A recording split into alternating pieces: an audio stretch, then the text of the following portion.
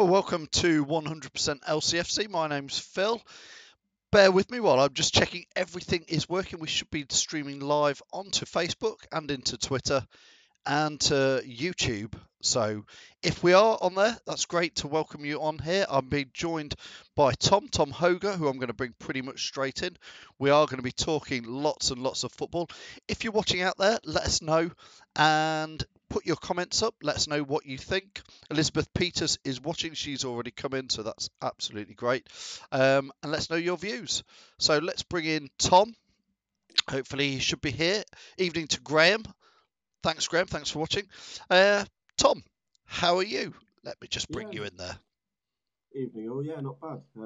Good to be back talking about football after a different couple of weeks away from it all, and we now start to look towards Brighton after the international weekend. Yeah, it has been a strange couple of weeks, hasn't it, Tom?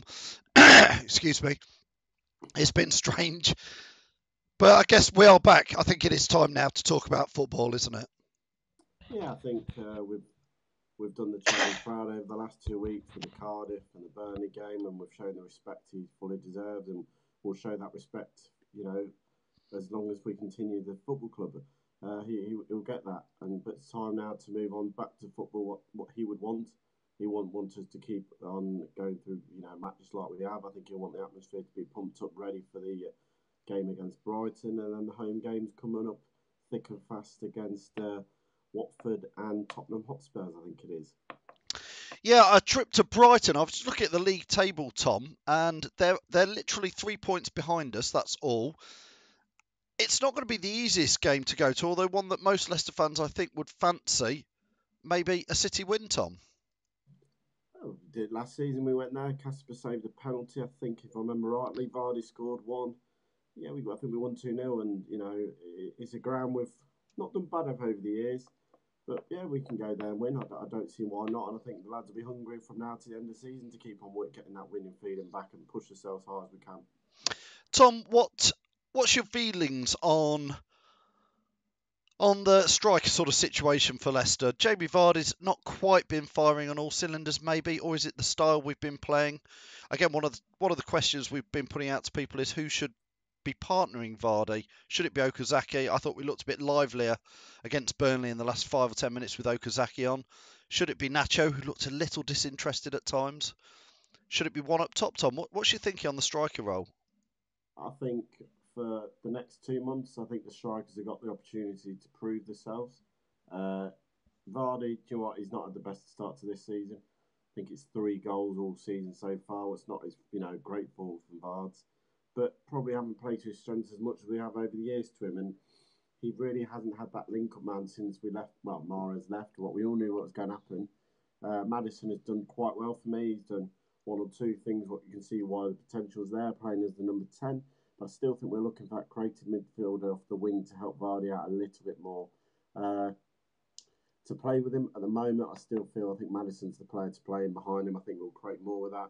Iheanacho's had a few games now, and once again, he really hasn't shown enough of that potential we saw at Man City to say he should be a regular starter. Okazaki, we know what we're going to get, and I don't think he just features in Puel's plans enough at the moment. He's into his final year of his contract, and I think he'll leave at the end of the season. If you want to now, I think the likes of Nacho, he's really got to push between now and Christmas to get himself in that team. Because if he doesn't, I can see the club definitely going out and buying a striker in the January transfer window. So you're thinking, especially for an away game, that looking to just play Vardy up top by himself, then with Maddison just behind him. I think so at the moment. I mean, it's hard to tell after the last 2 games because we really haven't played a formation that suits anyone. Not in a bad way. We've just played a solid 4-4-2 and gone out and playing our game really, or a 4-2-3-1. We haven't really concentrated on the formations and stuff. We've played football. And be honest with you, we probably look best we've done the last 2 games all season by just going out and just playing a basic game of football, looking for the counter-attack when we can, passing around not as much we have done in the previous games, but Vardy looked a bit more threatening when he's further up the pitch than having to drop into this 10 role or dropping back and trying to find the ball. We all know Vardy, he wants it on the last man, he wants to get in behind. I don't think we're doing it enough for him yet. Too many crosses if we haven't got a big man for me. Thanks, Tom. I'm going to read out some of the fans' comments. Andy Medhurst, thanks for watching, Andy, says, Vardy not getting the service he used to. David Gavin saying, I think Jamie will push on against Brighton, possibly a brace, but think Okazaki should partner Jamie. Alison Jordan is just saying hi from Newbold Verdon. Well, hi to you, Alison, from Leicester. Don Cole is saying it's definitely the style that is holding back Vardy. I don't know. That's what I think is going on with Jamie Vardy. Is I think it is the style that we're playing that isn't helping. John Lammy, Tom, come to ask you this one in a minute. I've not heard this one. He's saying, is it true that Steve Walsh is coming back? Assuming he's meaning recruitment Steve Walsh, not Super Stevie Walshy back at number 5. Although, trust me, Tom, Steve Walsh up top would be a plan B. At least we'd have a plan B. Oh God, we're going back to those Elliot Walsh play back up at striker. Yeah. But you know what? It's, if I'm honest, like we said, I think we got it wrong releasing Slimani and Leonardo. I think we're so crying out for that plan B in the final 15 minutes of games. Burnley at home, I think we're crying out for a big man. The final 15, just throw some balls in the box, what we've been doing. And we haven't really had much success for it this season by putting the ball in the box as much. So, we probably are missing that target man, what Walsh should bring. Going back to the point about Steve Walsh, there is a rumour, I don't know how true it is yet, but there is a rumour the club are in talks with Walsh about bringing back him and looking at the recruitment policy and him heading up the recruitment side of thing again. So, do you know what? A lot of fans are hit and miss about because of the signings we made over the last end of his period, the Slimani, the Mendy. These are the players that were what in Walsh's little black book, what he did bring out. But you've got to look at the other ones he found in Mahrez and Knockout, Vardy, Drinkwater. He's got eye for talent. I think at Everton, it didn't really work out for him because they just wanted to go and splash the cash on big name players. And probably if you look at Walsh, he's not all about that. He's finding these little gems and turning them into crystals. We've got Anthony Howard joining us as well. That's great. I've put the link in there. If anybody wants to click on the link, that'd be very good. So I'm going to bring Anthony in a moment. Andrew Smith says here, Vardy has been missing chances lately that he used to bury. He's not firing on all cylinders. Jason Hughes saying most of you who want a plan B wanted Slimani gone. Make your minds up. Jason, you're absolutely right. I did want Slimani gone in the fact that I don't know if that's aimed at me, but I definitely was not a Slimani fan. I don't think Slimani is particularly good enough for Leicester. I think we should have gone out and bought somebody better than Slimani, better than Ulloa. But if you ask my honest view is, should we have got rid of both of those two in the summer and not replace them? No, which is why if we still own Slimani, let's have him in our squad. Let's have him there as a plan B. That's my logic. Sam Perkins is saying, what do we think of Ranieri going to Fulham? Personally, it makes me cry. That's my opinion. Alison Jordan saying, love Leicester City. Favourite player is Jamie Vardy. Imtiaz is saying, I'm not sure if Puel is the right man. After the next 3 games, he will be unravelled. That's fine, Imtiaz. For my thing is, Puel has got a pass for the rest of this season with everything that's gone on. I certainly don't, unless disaster on the pitch happens, I don't really want to be discussing Puel out. That's my logic. Anyway, let's bring in Anthony as well. Hi, Anthony. Hi, is my audio all right? Because it was a bit off when I was trying to do something earlier. Can you guys hear me? We can hear you perfectly, Anthony. Hopefully you can hear us okay. Yeah, Anthony, good. You're going on Saturday, aren't you? Hopefully you're going to be bringing us some of the fans' views. Going live from outside the ground, I'm hoping for us, Anthony. Yeah, that's the plan as long as the bus isn't late like it was at Cardiff. At Cardiff, we got there 10 minutes. Well, I think it was like 10, 15 minutes before kickoff, so I didn't really have time. But as long as the buses are on time, I'll be going live. Blame the buses. Anthony, myself and Tom were just discussing Jamie Vardy, and some of the fans have been putting on, is he firing on all cylinders? Is it the style? I assume Vardy's going to start, obviously, on Saturday. Who would you have, Anthony, surrounding him? What would your players around him be? Well, I'll put Maddison behind him if he's fit, but he obviously was injured for the last game, and then he also didn't get the England call up and sort of put himself out of the option of doing that. So if he's fit, I would go with Maddison behind him, then Gray on the left and Brighton on the right. So and try and sort of build some sort of a solid base and a familiar starting lineup, because we can't just keep chopping and changes. Because if you look at all sort of the success, I don't want to say successful teams, but the teams that are sort of scoring frequent goals and stuff, they've sort of got a spine to their team that they keep. And I just think that's what we're slightly lacking at the moment, but we keep chopping and changing. I think up top, you've got a point there. Here's a question. Joanna Astley. Hi, Joanna. Thanks for watching. Bumped into Joanna at the last game and had a quick chat. She says here, Slimani and Danny Simpson would still be part of her plan B. Lots of rumours as well, Tom. Danny Drinkwater. Any views on Danny Drinkwater, anybody, in January? I mean, Go on, Tom. Oh, mate, I think we all know what we're going to get with Danny. He's got vision, and I think that's what we're lacking a little bit with the midfield. We've got in Mendy and Didi. They've done brilliant for us holding up and shearing up the ship, but sometimes you need a little bit more creativity in the middle of the park when we haven't got. I think we've got a lot, like I said earlier, it's going to be a massive January transfer window. Pule's already said that. He understands. You got to look at it. You're going to lose Benalawan, probably King, James. There's 3 midfielders going out the club, defender and midfielder. You still then got Ibora, Silva, Mendy, and Didi. There's 4 more midfielders in the football club to still play in that position. So it's going to be interesting to see who wants to stay and keep. Would I have Drinkwater back? Yeah, of course I would. I think we all know what we're missing with Drink at the moment. I think he would do a great job for us to, probably open up some of the teams a bit more than what we're doing at the moment. Would you agree with that, Anthony? You would have Danny Drinkwater back in January or not? No, I would disagree with that because, well, for a couple of reasons. Like, we know how good he was for us, but sitting on the bench at Chelsea for, 2.5 years now? That can't have done him any good. We'll be buying him back when he's 29, so he'll sort of slowly be starting to decline now. And it may take us at least a season to build his confidence back up. And even if we do that, he may not be the same player than we had before. And when we've got such a sort of solid midfield partnership of Ndidi and Mendy with sort of Ibora coming in there, he could end up being a player that we end up spending sort of 15, 20 million on, who ends up sitting on the bench and we only see sort of Carabao Cup games and may not even see him for that. I think that's interesting, Anthony. For me, I think Drinky would slot right back in with a lot of the team players he knows already. I think his style, we know it's fast and furious, can be. I'd be interested to see how he would blend. I like what Mendy and Ndidi are doing together, Tom, at the moment.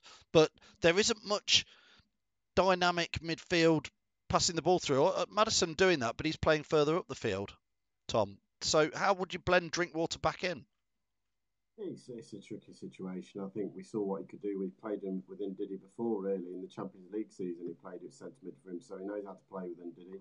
Be harsh on Mendy because Mendy does a fantastic job, but like I said earlier, at the moment in time, I feel we're a bit too rigid in midfield, and it's all right winning that ball back and knocking it 5 yards past across the back 4 every time, but there's times where we are crying out for a quick, 30-yard ball to the wingers who are free, and we are making so much space now with these overlapping fullbacks in Chilwell and Amati at times, or Pereira if he plays there. You've got so much pace on the wings, we should be exploiting it, and we don't, because sometimes we try and take on 2, 3, 4 more passes than we need to. By the time we've got it wide, the space is all gone, and I think Drinkwater would offer that pass what probably ain't getting. Saying that, you've got Ibora who can pass the ball on, but for some reason, Ibora and Silva can't get into Pule's plans, and maybe he just doesn't see them at the moment as the players to play that kind of possession. I think the fans generally are saying, I think it's it's a mixed reaction to Danny Drinkwater, and generally, from reading the comments here, more people than not are saying no to Danny Drinkwater. A lot of Leicester fans seem to be very upset that he left. I was just thought fair enough. He'd earned his move myself. Here's a question for you. I'll start with Anthony. How good's Ben Chilwell got in the last few weeks, especially with his England performances? I think it's sort of been a gradual sort of progression under Puel, because sort of under Shakespeare, you didn't see a huge amount of him. And then Puel put quite a bit of faith in him, which he's obviously repaid the faith with sort of how his improvements have gone. But I was reading an article the other day saying that over the summer period, he spent sort of a lot of it doing training by himself on his fitness and his crossing and stuff in a local park, which, to be fair, if he's putting the work in sort of by himself, and then for Puel to show him sort of back him with that, I think it's sort of a compliment, not just to sort of Chilwell's work rate and stuff, but for Puel to backing the youth and stuff. So I know there's still a lot of Puel out people, but they can't ignore sort of what he's doing with Chilwell and a lot of the other young players. So I think he's just like capped off a very good start to a season with an assist for England against Croatia.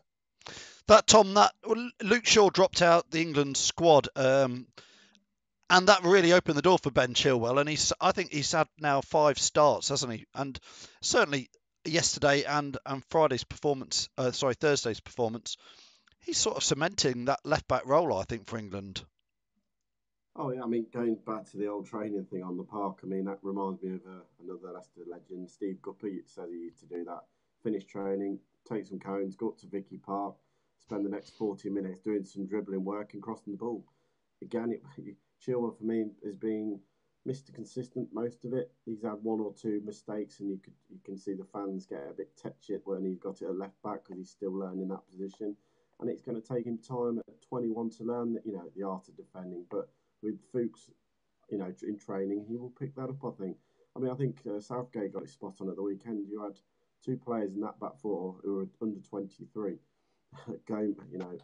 Chilwell and Gomez. They're both young defenders. Not many managers in international football be putting under 21 players into the heart of their defence and letting them play. Pioli's doing it with Leicester at the moment, letting these young kids go out and express themselves. You look at the team, Maddison, Chilwell, Gray. It's good to see these young players getting the opportunity and not just getting him sticking with them. Even when they're getting criticised or they're not having the best of games, they'll be on the team sheet the next week. That's for the players alone, gives them confidence to carry on what they're doing, even if they make a mistake, that they know they're not going to be penalised or be dropped. So fair play to Peel, fair play to Southgate. Great for Chilwell, great for Leicester, another England man who's steadying the ship and getting his foot in the door and really cementing that left back position of his own. And it's all good for us. Absolutely. Coming over to everybody who's watching, get your comments in if you can. Let us know what topics you want to talk about. We've still got just over 10 minutes left of this live show tonight, and we are literally here to discuss what you want to do. We don't come here with any script or any preparation, to be fair, as you can probably tell by watching what we talk about.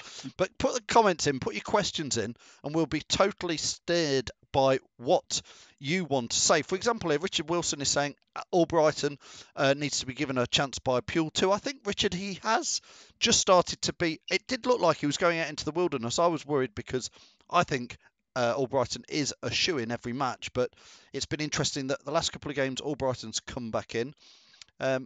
Need another winger in January. Go for Ryan Fraser from Bournemouth, says Ben Wellesley.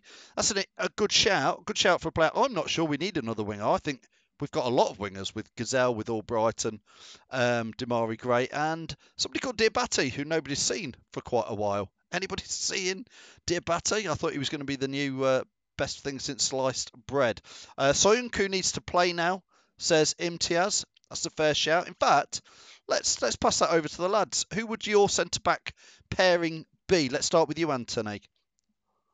I think Maguire's got to be in there, without a shadow of a doubt. And then I would put Soyuncu in there until January, and then I would recall Benkovic because he's been absolutely killing it for Celtic, not just in the Scottish Premiership, but in the Champions League as well. So it's not just against sort of lower level opposition, it's been against sort of good level opposition. And I think that him and Maguire could build a really good partnership, and then Soyuncu could really push them for sort of competition. Because at the moment, we've got Wes who's there, and as much as I love what Wes has done for us, the longer he stays, I think he's going to start tainting his legacy and sort of like making what he did do sort of less rememberable, like not be what he's remembered for, and it could be remembered sort of as a clown defender kind of thing, because he's making sort of 1 or 2 mistakes every game kind of thing, and I can't see why Morgan's getting in the team anymore. I would have him round the squad sort of like a John Terry, but not in the starting 11. Fair enough, Anthony. That's absolutely your views. I think that's a bit harsh on Wes. I think Wes scores you 7 out of 10 most games. He's pretty reliable. He's still got pace. I think when you watch him, he's still got pace. I thought when we bought centre backs, Soyuncu, I've only seen a very little bit of him, but he's looked okay. I think my jury would be out as to I'd have a centre backs this weekend. Tom, what do you fancy? We've only seen Suku play a couple of times now. Played against West Ham and looked quite steady Ellie on the ball. A couple of rash tackles flew in, but again, he'll have to learn that he can't do that in this league. But I think Wes is getting harshly treated. Actually, if you look at the Bournemouth game, he was a bit harshly sent off. I don't think either of them were yellow cards, so I don't think he should have got a red card in that game. The Everton game, yeah, do you know what? It was stupid. He knew he was on a yellow. He didn't need to go diving in. But that, do you know what? Cardiff, Burnley, I think he's done what not many players could have done that in those two games. He's led as a captain and two performances, 7s, 8 out of 10s. I didn't think he made an error against Cardiff. I think he was spot on there, and I don't think he made a mistake against Burnley. And I think you'll see that leadership come out of him until the end of the season now. Do you offer him a new contract at the end of the season? Maybe you do one more year just to work with the kids a bit more and give them a coaching role in that heart of that team, because what we've got to think is now, as much as we don't want to talk about what's happened over the last 2 weeks, it's going to be a very, very tough season. You can't just rely on the kids to play every week. You're going to need the experienced heads in there, because there is going to be times where players are going to get emotional being on that pitch still, thinking about the chairman. So the likes of Wes and Casper are going to be crucial. Going back to the lad at Celtic, he is having a great season. But let's not do what we did with Barnes and bring him back too early. We might as well leave him there till the end of the season, let him play in the UEFA Cup, let him play regular, games, and bring him back next season ready to go to, work with Sunku and Maguire to fight for that place next year. But this season, I think it'll be Maguire to start every game, then Morgan and Johnny Evans, you haven't mentioned still, to fight it out. I think Suzuki will be in and around the players, but more in the cup games. Johnny Evans has apparently had a good international break. Didn't watch the games, but the reports were that he played very well there. Just a few more comments here from people watching. Adam is saying there's better defenders now to fill Wes's spot. It's a shame, but it's the harsh reality. Need to give the other defenders that could be there at the club for a long spell game time and time to replace him. I've seen in the comments, I can't put them all up, but a lot of people mentioning Troy Deeney they'd like to see come to Leicester, but Mark Gatwood saying Deeney no, too old, only good for dressing room, got Wes for that. Soyuncu needs to sort his Barnet out, says Andrew Turlington. It is a haircut and a half, Anthony, isn't it? It is like something out of the 80s, like Roadhouse film or something. Patrick Swayze. I'm not one to talk about haircut. Yeah, what is going on with that on top of your head? I don't know. My dad says it looks like the hairdresser finished halfway through and then went for his tea break. But all I can say is it looks like you've got a squirrel on your head, and Tom is hiding what's on his head. I haven't got much hair left now, so I'm honest about it, mate. So, I'm jealous of his locks of you take Soyuncu's chiseled chin and haircut any day, Tom, won't we all? John Astley saying we need one out-and-out striker helping Vardy. A lot of people saying we need a striker to help Vardy out. A goal hanger, literally bang all those loose balls in that we miss. Soyuncu is Lord Farquhar. I'm not sure you spelled that right. A lot of people have pointed that one out. He has got an interesting look about him. Ricardo Pereira, Anthony. Let's start with you on Ricardo Pereira. Is he a right back or not? I think he's a right back because for ages we've been sort of crying out for a right back who can attack. As soon as we've got a right back who can attack, playing him at right wing, which then sort of makes me think, why did we sign him if we're not going to play him sort of as what we've needed for a while? But then it also comes back to what you were saying earlier. Do we need another right winger? So I think we either need another winger or a right back, and we need to sort of settle Pereira as one or the other. But for me, he's a right back, but I'm not sure what Puel sees him as. Tom, over to you. Ricardo, right back. Never a right back. The bloke's a wing back. You can see he's a wing back because he's probably used to having three at the back, knowing that he hasn't really got to concentrate too much on the defending side. That if someone comes up past him, he's got a third defender there sweeping over and clearing the ball out and the man every time. As a fullback, you haven't got that luxury. You've got your man to mark. The centre halves have got the two strikers, and the left back's got his wing on the far end side to mark. So you can see him get caught out too many times, in my opinion, when the ball was a switch ball and he doesn't read it as well as Amarte has playing in that position. And you've got the best right back in the country for Mr. Consistent every time. He can't even get in the team in Danny Simpson. So I don't personally think he's a right back. I think he's a wing back. If you were to play a 3-5-2, it probably suits him down to a T because someone's covering him. When he hasn't got no cover behind him, he looks like he could make a mistake or get caught out for me. We're going to move on to score predictions very shortly, guys. So think about your first goal scorer and correct final score. Just going to give out some fans' views here. Ricardo, this is Sam Perkins saying Ricardo will be pushed forward and we'll get Klein in January. Be an interesting shout. Richard Wilson is saying Ricardo as a winger with Simpson at right back. When we're going to get an out-and-out goal-getter, Vardy can't play his pace in the system we play now, which I think, Mark, I think you're about right with that. Where did we dig this Soyuncu up from? He's literally like out the Adams family. A bit harsh from Andrew Turlington. Score predictions. Here we go. Let's start with you, Anthony. Obviously, every week we have a first goal scorer and then the correct final score. So, Anthony, who do you think? I'm going to go I'll go 3-1 Leicester, but I think Glenn Murray will score first for Brighton. I think if you had a cheeky fiver on that, you'd probably get a lot of money back for that one, Anthony. The odds on that. Tom, what do you fancy? I'm going to go 2-1 Leicester, but I'm going to have Dunk to score first and then Leicester to get the next two. So again, you're going for Brighton to score first? I think at the moment we're quite fragile still at the back, if I'm honest with you. And against teams who are tall and got good at set plays, we aren't very good at defending corners at the moment. So I think that could be a weak spot for us, but we also know we've create enough chances. And last Saturday was the first game we hadn't scored all season, so we are going to score. But I think we probably start slow at the weekend and concede one early. And Anthony, I guess that's what you're saying as well with your 3-1 with them to score first. Yeah, well, Brighton seem to start games at home very sort of well and up for it, and we quite often don't start very quickly, and it takes us some time to find our feet in a game. So I can see us conceding early. I hope I'm wrong. I'd love to be proved wrong, but I just think that Brighton don't have sort of the team to sort of be able to see it out against us if we play how like that we know we're capable of playing. But it all depends sort of like if we go for it or if we sort of go there happy with a draw. So I think it's sort of very dependent on how Puel sets up. Interesting, guys. I'm going to read out everybody's score predictions now, but I'm going to let you two go. And obviously, it's Tom. You'll be gagging to watch a Celebrity Armour Jungle thing get me out of here after Love Island gate. I think all football fans will be, raving about Harry Redknapp and hoping that he can go win it for the football community. Can't just finish on one point. Yeah, of course. I think you hit the nail on the head earlier. There was people putting about Puel in, Puel out already. For me, Puel gets a free pass now to the end of the season. I don't think anyone can cry. The man's been an absolute stonewall in all this. Yeah. He's got the team out on the pitch. We've got 4 points after what have been a very, very hard 2 weeks. Down to him a little bit, down to the players as well.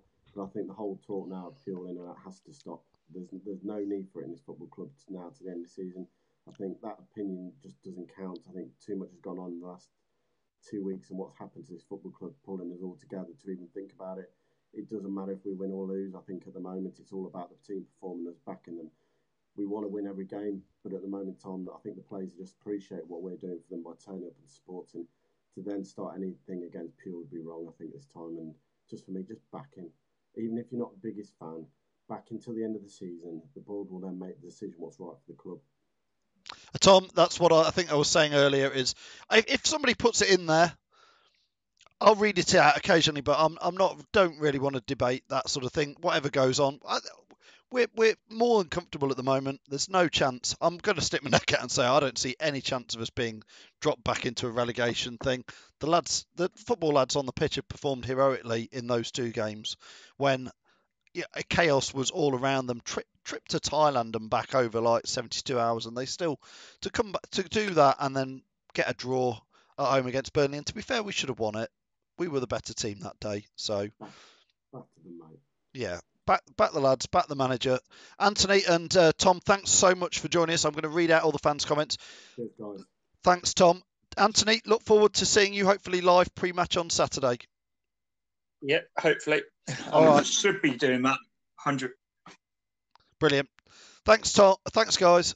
So, just me and you guys left. I'm going to read out all your comments. Imtiaz is saying he's not afraid to say Puel out. That's fine, Imtiaz. Like I said, I'll read it out. You're allowed to say that.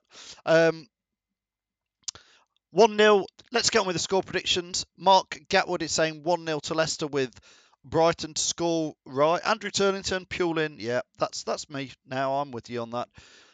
Joanna's saying Puel in. Let's get behind the lot of them. There's never going to be a season that's more difficult for this one. Back to the score predictions. Alison is saying Brighton 0, Leicester 3. Alison, who do you think is going to score first? That's the competition we always do. First goal scorer, correct final score. Same for you, Jamie. You've gone 2-2, but who's going to be the first goal scorer? Play it our way, Brighton, make it scrappy game and don't play great football, says Rob. 2-1 to Leicester with Ndidi and Vardy, saying Richard Wilson. That's a good one. Josh Butler saying 3-2, but who's going to score first? Neil Bennett is saying 2-0 to Leicester. Again, no first goal scorer. Get your first goal scorer in. And we have a couple of pizzas from our pals at Pizzas. Oh, and I should always say thanks to the guys who help us at Everard's, at ADT, at Hologram, at the Fox's Arms, at Peter's Pizzas. Johnny Evans to score a screamer, says Ben Wasley. 1-0. You never know. You never know. Damari Gray and 2-0 to Leicester, as Andy Medhurst. Sam Perkins is saying 2-1 to Leicester with Gray to score first. Mark Gatwood, a few people going for Albrighton. That'd be nice to see a Mark Albrighton goal to score 1-0 to Leicester. Julie Field is saying 2-1 to Leicester, and I did see Julie Field also put Vardy to score. Well done, Julie, for picking yourself up on that. So if you want to get your score predictions in, that's absolutely great. Most of the people saying Puel out now just have an agenda against him. I just think we've got to back him, haven't we, at the moment? We're doing well. We're doing well. Rob Foster saying 2-1 to Brighton. Oh, Rob. Disappointing. Anthony Howard has said 3-1 to Glenn Murray. Adam Ward is saying 3-1 with Vardy to score first. I think I'm going to go for Jamie Vardy. I always go for Jamie Vardy. I'm going to go for Jamie Vardy 1-0. I fancy a penalty. I think he's going to score a penalty. That's going to be my thing. Jamie Vardy and 1-0. Anyway, listen, as ever, massive thank you and goodbye to everybody who's been watching on Facebook and YouTube Live. And we've got this streaming out through our website, which is leicesterfantv.com. And of course, the biggest crowd of everywhere is you guys on Facebook. But thank you to wherever you're watching this.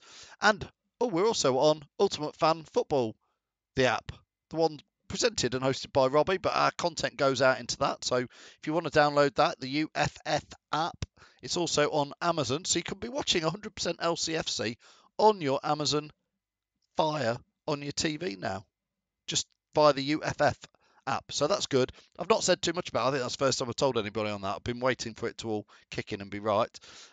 Alison Jordan saying pizza all round if Leicester City win. I'll have a word with the guys at Peter's Pizzas. If we win, can you just squeeze 100,000 of us into Peter's Pizzas? They'll never manage it. Anyway, listen, goodbye to you all.